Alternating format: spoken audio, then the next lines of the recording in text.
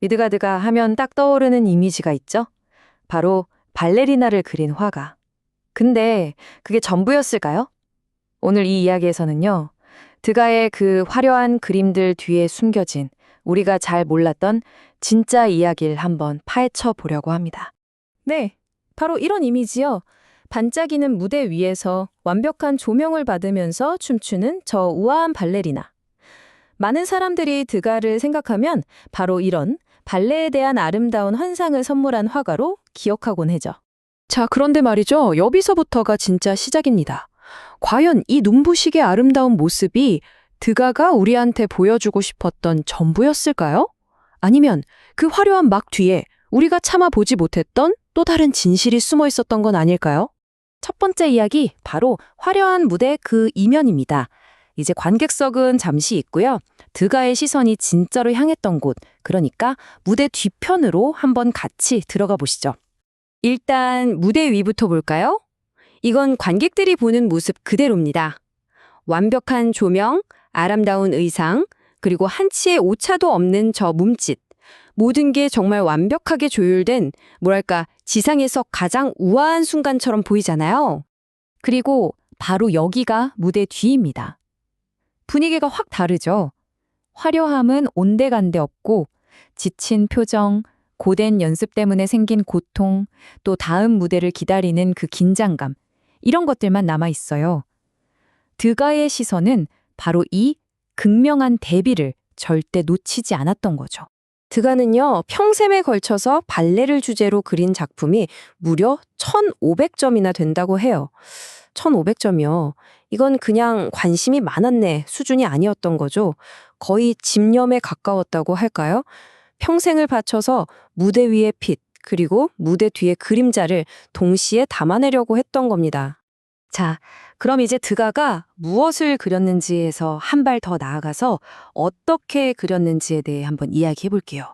그는 그냥 단순히 그림만 잘 그리는 사람이 아니었어요. 시각적인 언어의 혁명가, 딱 그 말이 맞습니다. 이걸 보시면 드가가 얼마나 파격적이었는지 한눈에 딱 들어오는데요. 진짜 재밌어요. 옛날 전통 미술은 어땠어요? 주인공은 무조건 가운데, 안정적인 구도를 최고로 쳤죠. 근데 드가는 그냥 스냅 사진 찍듯이 인물을 과감하게 싹둑 잘라내버려요. 시점도 보세요. 정면에서 그리는 게 아니라 꼭 위에서 몰래 내려다보는 듯한 그런 낯선 구도를 썼고요. 이상적인 아름다움? 아니요. 땀 흘리고 지쳐있는 아주 현실적인 그 순간을 포착해냈죠. 바로 이 그림처럼요. 어떠세요? 진짜 우리가 2층 객석에 앉아서 몰래 무대를 훔쳐보는 것 같지 않나요? 이런 독창적인 앵글은 당시 미술계에는 정말 엄청난 충격이었고요. 나중에 사진이나 영화 예술에도 어마어마한 영향을 주게 됩니다. 이제 드가 이야기의 가장 핵심으로 들어가 보겠습니다. 그가 그림을 통해 고발하고 싶었던 것, 바로 아름다운 예술 뒤에 숨겨져 있던 그 착취적인 사회 시스템에 대한 이야기입니다. 근데 혹시 드나가 그림을 보면서 궁금했던 적 없으세요? 무대 한쪽 구석, 그 어두컴컴한 그림재 속에 항상 누군가가 서 있거든요. 대체 그들은 누구였을까요? 바로 이 그림, 스타에서 그 정체가 드러납니다. 빛나는 주인공 뒤편 커튼 그늘 속에 검은 정장을 입은 한 남자의 실루엣 보이시죠? 이 사람들이 바로 어린 무용수들의 경제적 후원자, 당시의 아보네라고 불리던 부유한 남성들이었습니다. 그 당시 파리 오페라의 현실은 정말 냉혹했어요. 무용수 대부분은요, 가난한 집안의 어린 소녀들이었고 가족의 생계를 위해서 춤을 춰야만 했죠. 아까 말한 그 아보네들, 이 남성 후원자들은 돈을 대준다는 걸 빌미로 무대 뒤를 제 집처럼 드나들었고 어린 무용수들에게 부적절한 영향력을 행사하기도 했습니다. 드가는 이 불안하고 착취적인 권력 관계를 외면하지 않고 조용히 자기 캔버스에 기록으로 남긴 겁니다. 결국 드가는 단순히 현실을 보고 그린 게 아니었던 거예요. 그는 자신의 예술을 하나의 무기처럼 사용했습니다. 화려한 공연이라는 포장지 뒤에 감춰져 있던 노동의 고통, 그리고 사회적 약자에 대한 착취를 세상에 알리는 일종의 고발자였던 셈이죠. 자, 그럼 이제 시야를 좀 더 넓혀볼까요? 이 복잡미묘한 예술가, 드가 자신은 어떤 사람이었고 또 그가 미술사에 남긴 발자국은 얼마나 깊었는지 한번 알아보겠습니다. 드가는 참 재미있는 사람이에요. 우리가 보통 인상주의 화가로 알고 있잖아요. 실제로 총 8번 열린 인상주의 전시회에 무려 7번이나 참여했어요. 그런데 정작 본인은 나 인상주의자 아니야 라고 했다는 거예요.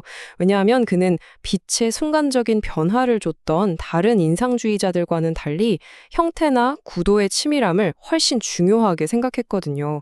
그래서 자신을 사실주의자라고 불러주길 원했답니다.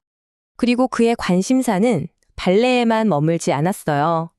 여기 보시는 것처럼 다림질에 지쳐서 하품하는 세탁부나 욕조에서 몸을 씻는 여성의 아주 사적인 순간처럼 이전에는 감히 예술의 주제가 될 거라고 생각도 못했던 평범한 도시 노동자들의 삶을 꾸준히 그렸습니다. 그의 눈은 언제나 화려함이 아니라 진짜 현대적인 삶의 날 것 그대로의 모습에 머물러 있었던 거죠. 자, 그럼 드가가 미술사에 남긴 영향을 딱 3가지로 정리해 볼게요. 첫째, 구도의 혁명입니다. 그의 파격적인 프레임은 이후의 사진과 영화에 엄청난 영감을 줬죠. 둘째, 사회 현실의 고발. 예술을 통해서 사회적 불평등을 비판한 거의 선구자 같은 인물이었어요. 그리고 마지막 셋째는 인간 심리의 탐구입니다. 단순히 겉모습만이 아니라 그 인물의 내면까지 그려내면서 현대 예술의 새로운 가능성을 활짝 열었습니다. 드가의 작품은 100년도 더 지난 오늘날 우리에게도 아주 의미심장한 질문을 던집니다. 우리가 열광하는 화려한 아이돌 무대, 멋진 패션쇼, 아니면 짜릿한 스포츠 경기. 그 눈부신 아름다움 뒤에는 과연 어떤 노동과 희생이 가려져 있을까요? 어쩌면 드가가 우리에게 남긴 가장 중요한 유산은 단순히 아름다운 그림이 아니라 프레임 바깥의 진실을 똑바로 볼 수 있는 그 용기일지도 모릅니다.